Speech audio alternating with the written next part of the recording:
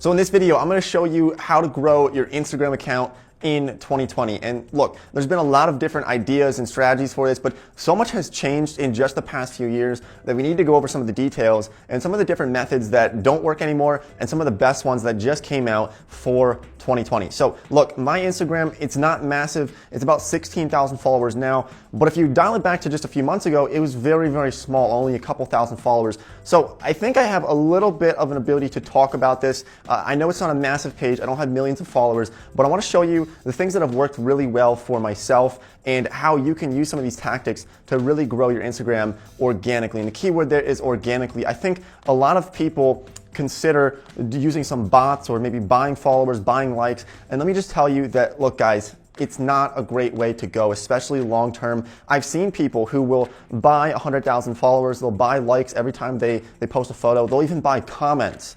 And it can look real for a little while, but the problem here is that you need to continue to throw money at this to keep it going. You need to keep paying for more followers. You need to keep paying. Every time you make a post, you have to pay for more likes. And it can actually become sort of a financial burden for a lot of people to continue doing this. And then when you stop, everybody says, well, wait, this guy used to get 2,000 likes. Now he's getting 5 likes because he doesn't have any real followers on his Instagram account. And there's also nothing funnier to see in this world when I go on Instagram and I see somebody with 100,000 followers and they get like 47 likes on a photo. It just means that they're fake followers and they paid for followers, and that just makes you a chump, in my opinion. Now, we're going to talk about some different bots and some things you could possibly use, but in general, automation is something you want to kind of be careful with when it comes to Instagram. So this video is going to be focused on organic growth on Instagram. Maybe we'll put out some other ones on bots in the future. Make sure you subscribe to the channel, but let's talk about those organic growth strategies that you can use. Now, first of all, what we need to do here, and this is the problem that most people face, they instantly hit a brick wall when they try to grow their Instagram, is because they're not thinking like a consumer. So the first step is you need to think, looking at your page right now on Instagram, if you have one, say, would you personally follow that? And I think a lot of people just kind of assume that if they just start posting stuff, people are just going to come in flocks and they're just going to start liking all their stuff. But the truth is, unless you have a big butt or unless you're like a 10 out of 10, perfectly just like the most beautiful person in the world, then you're probably not going to just grow Instagram organically by just posting pictures of you. So you need to understand that you need to find a way to provide some type of value to people who are considering following your page, because maybe a bunch of people end up looking at your page every day and then they say, should I follow this person or should I not follow this person?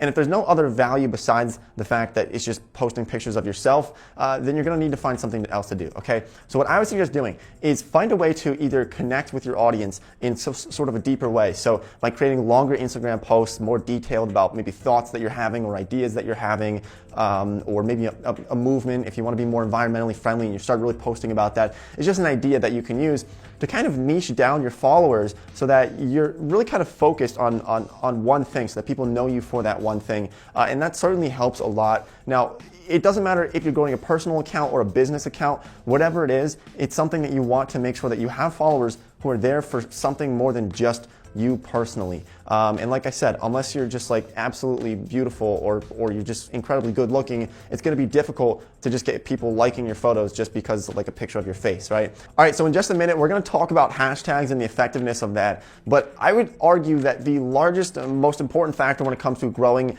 an Instagram account is the engagement rate that you're getting on your posts. Because when Instagram sees that you're getting a great engagement rate, meaning that people are commenting, people are liking your photos, people are replying to your stories in droves, they're gonna actually push that out to more people. And I've noticed that when I put up an Instagram story even, if it's something that gets a lot of people to respond, especially when I ask a question in an Instagram story, it's gonna push it out to a lot more people than just a regular story might do. So with my 16,000 followers, sometimes I'll put out a story that will get, maybe 3,000 or 4,000 views. But if I do one where I ask a question, where I get a lot of people replying, where I get hundreds of people replying to my story, all of a sudden it gets pushed out to 5,000, 6,000, 7,000 people for story views on that. And it's because it's more engaging. So what I would suggest doing is on your Instagram post, and you'll notice this on my Instagram. If you're not following me yet, make sure you follow me after this video. But you'll see that I ask a question in all of my Instagram posts, especially in the last ones, and by doing this, by asking a simple question throughout the post, it drives so many comments. And it's interesting how this works, but I would suggest doing this if you want to get more engagement. Just write your post. Maybe, for example, the last one I did, I was in Tokyo and I just wrote some goals that I had for this coming year, for 2020.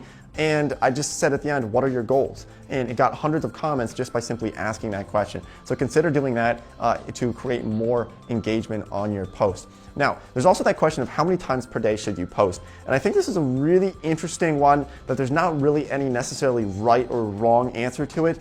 But you want to be careful with over posting. If you're posting 10 times a day, that could be a little bit much for people from what I've found. So for my personal Instagram account, I really only post maybe once a week. And that's just a personal preference. But I've seen people who will post 3, 4, 5 times a day, and it works very well for themselves. And I think in the beginning especially, it's okay to post a lot, but once you start to grow a little bit larger, every time you do post, you are going to lose a couple of followers, sometimes more, sometimes less, it depends. But that's something that's really up to you, and you need to find your vibe on that. That also goes for when you should post. I always post at 3 p.m. for Instagram, for YouTube, for all my social media accounts. I always post 3 p.m. Eastern time. That's just something I found worked for myself because it means people out in Pacific time in Los Angeles and San Francisco, Portland, Oregon, Seattle, they're all on their lunch break, but 3 p.m. here on the East Coast, they're starting to wrap up their workday, and in Europe, it's like 9 p.m. or 8 p.m. So it's just a perfect time for me to post on Instagram. I find that gets a really good engagement. But once again, there's no right or wrong time to post on Instagram. Maybe you shouldn't post at 2 a.m. Because there might not be a lot of people up, and your Instagram post will kind of just get buried. But let's also talk about hashtags, which is something I think is really important. And a lot of people have been asking this question of should you use hashtags? Are they still relevant in 2020? And is this something that's going to be effective? And the answer to this is yes, hashtags are still useful. They are still effective. But you need to do it the right way. And I've seen a lot of people kind of doing this old tactic that people have been using for a long time, where they'll just clump 30 hashtags together and they'll comment it in their post, or they'll put it in the bottom of their post. And they're all big hashtags like hashtag happy, hashtag fun, hashtag cool, right? Those are things that have millions and millions and millions of people posting with those hashtags literally every day.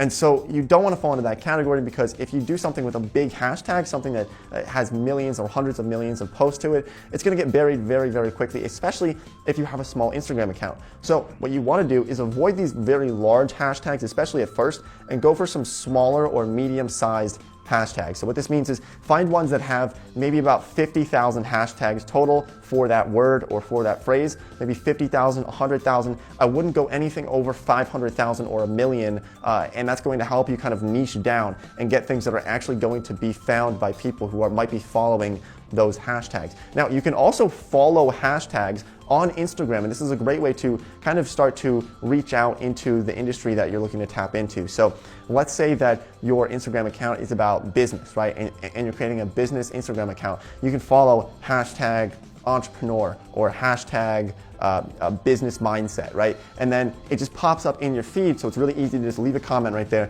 and engage with other people. Now, you'll also notice with what I said about driving comments, which is really the most important factor that I see when it comes to growing Instagram and getting pushed out onto the Explore page, is you want to actually just comment on people that you're following.